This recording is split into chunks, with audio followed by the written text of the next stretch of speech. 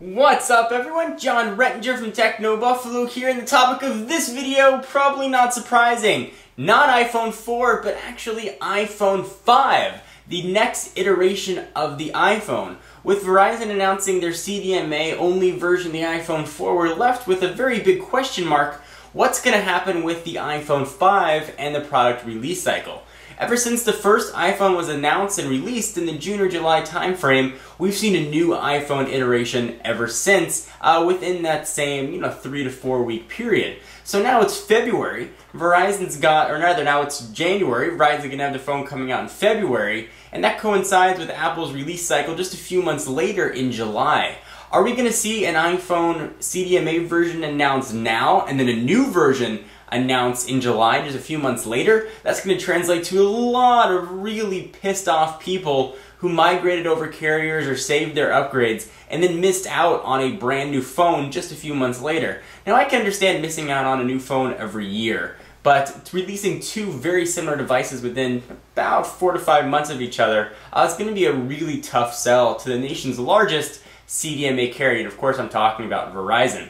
So what's going to happen? Are we going to have two separate release cycles? Will AT&T get the newest version of the iPhone coming out in June or July?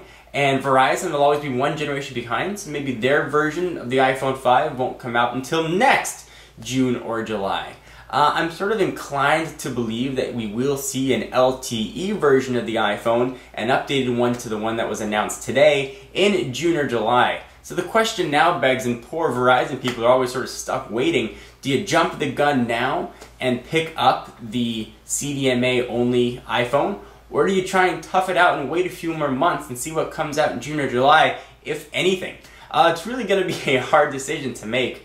Personally, I am not going to be switching carriers. AT&T is my carrier of choice and has been for quite a while, and I'm going to stick with it. One interesting thing that we didn't see today was announcement of the white iPhone. Still been lurking in mystery somewhere. There have been a few of them kicking around. There's some aftermarket stuff you can get, but a lot of people thought we were going to see that today as well. And on an unrelated note, this background, I figure I'm talking about Apple a lot, might as well show my Android love. The Android logo, or eating the Techno Buffalo logo, it's called the Android Nom. Nom nom nom.